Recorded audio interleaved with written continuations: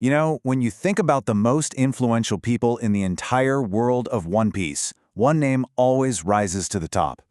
He's one of the four emperors, a man who can start or stop wars with just a few words, and the pirate who inspired a legend.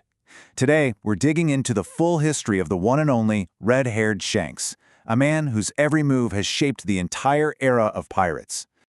Okay, so let's get right into it. We're going to trace the incredible journey of the man who literally bet it all on the next generation. We'll start from his super mysterious origins. We're talking found in a treasure chest mysterious, all the way to his rightful place as one of the most powerful people in the world. So where does a legend like Shanks even begin? Well, his story starts in probably the most unbelievable way you can imagine.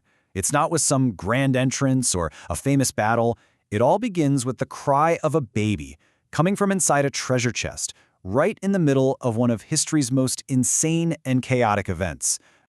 Yeah, that's the big question, isn't it? How does a literal one-year-old end up on the ship of the future Pirate King? And the answer, believe it or not, lies at the God Valley incident. This wasn't just some battle. This was a legendary, world-shattering clash between the Roger Pirates, the Rocks Pirates, and the Marines. It was the place where the old era died and the new one was born.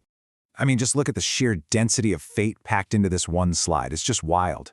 In his very first year of life, Shanks is connected to the world nobles through his family. He gets rescued by the future most wanted man in the world, Monkey D. Dragon, and then he gets adopted by the future Pirate King. His life was tangled up with world-shaking destiny from day one. So imagine this. You're growing up on the Oro Jackson, Goldie Rogers ship. You're not just being raised by pirates, you're being raised by the best pirates. Shanks learned everything he knows about freedom, adventure, and the sea, not from some book, but from the king himself. And as a young apprentice, Shanks formed this, well, let's call it a lifelong argumentative rivalry with another apprentice, Buggy. And you can see right here how their philosophies were just worlds apart. For Shanks, the real treasure was the adventure. For Buggy, nope, it was all about the actual literal shiny treasure. And this wasn't just some quiet disagreement either. These two argued about everything. I mean, who's colder, the North Pole or the South Pole? Their bickering was so constant and so ridiculous that it actually got on the nerves of the Dark King Silvers Rayleigh, a guy famous for his cool head. You've got to be a special kind of chaotic to annoy that man. So this one moment, this one complete accident, changed Buggy's entire life, and Shanks was right in the middle of it. He accidentally makes Buggy swallow a devil fruit, which makes him lose his ability to swim and makes him lose a priceless treasure map. You can kind of see why Buggy held a grudge for, a few decades.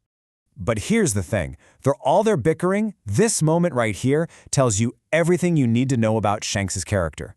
When Buggy gets sick right before the crew makes it to the final island, Shanks chooses to stay behind with him. It's this incredible act of loyalty. But it also means he never saw the One Piece for himself, leaving his own journey kind of unfinished and really setting the stage for everything that comes next. All right, so years pass. Roger is gone, the crew is scattered, and Shanks is now a captain with his own crew.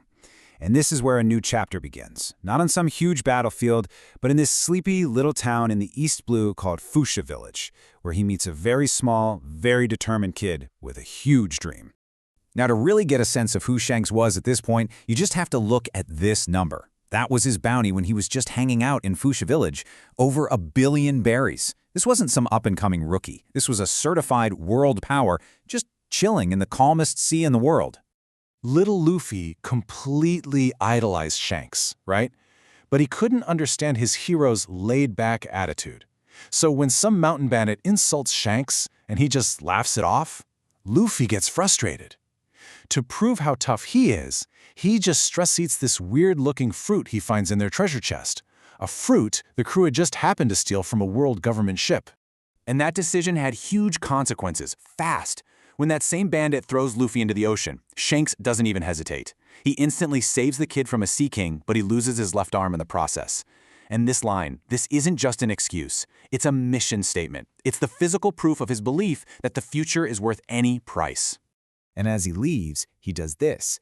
This wasn't just a gift. This was an inheritance. The straw hat that once belonged to Gold D. Roger that was passed to Shanks was now on Luffy's head. It was a promise, it was a challenge, and it was the true beginning of Monkey D. Luffy's quest to become king of the pirates. This was Shanks' ultimate bet. So after entrusting his hat and his dream to the next generation, did Shanks just fade away? Absolutely not. He sailed back into the Grand Line, and his power, his crew, his influence, it just exploded. It wasn't long before he cemented his status as one of the 4 emperors, the pirate sovereigns who rule the New World. And a captain is only as good as his crew, right? Well, Shanks put together a crew of absolute monsters. We're talking Usopp's dad, the master sniper Yasop, his super-intelligent first mate, Ben Beckman. The whole squad is legendary. They became so powerful that the world government isn't just scared of Shanks, they're scared of his entire senior staff as one collective threat. And this scene right here at Marineford, this perfectly shows his unique place in the world. On the way there, he casually intercepts and stops another emperor, Kaido, from joining the party. Then he just shows up on the battlefield, saves a young marine just 'cause, and with one sentence, "This war is over," he brings the whole thing to a dead stop. Not with a big fight, but with pure presence and respect. A pirate ended the world government's war.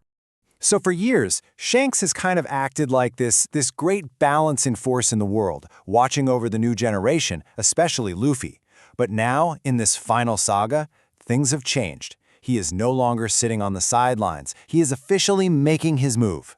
And what about his bounty today? Just look at that number.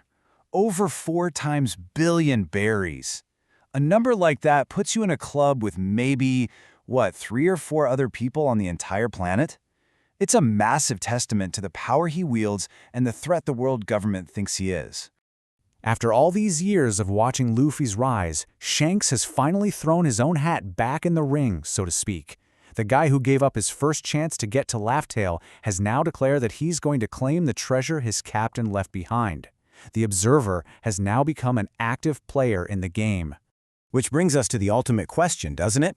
That promise to return the Straw Hat suddenly has a whole new weight to it. To become the Pirate King, Luffy has to surpass the 4 emperors, and Shanks is one of them. So what is he? The final mentor who guides Luffy to the end, or is he the final greatest obstacle standing in his way? Will their reunion be a happy return of a hat, or is it going to be the biggest pirate battle the world has ever seen? That's the question hanging over everything now.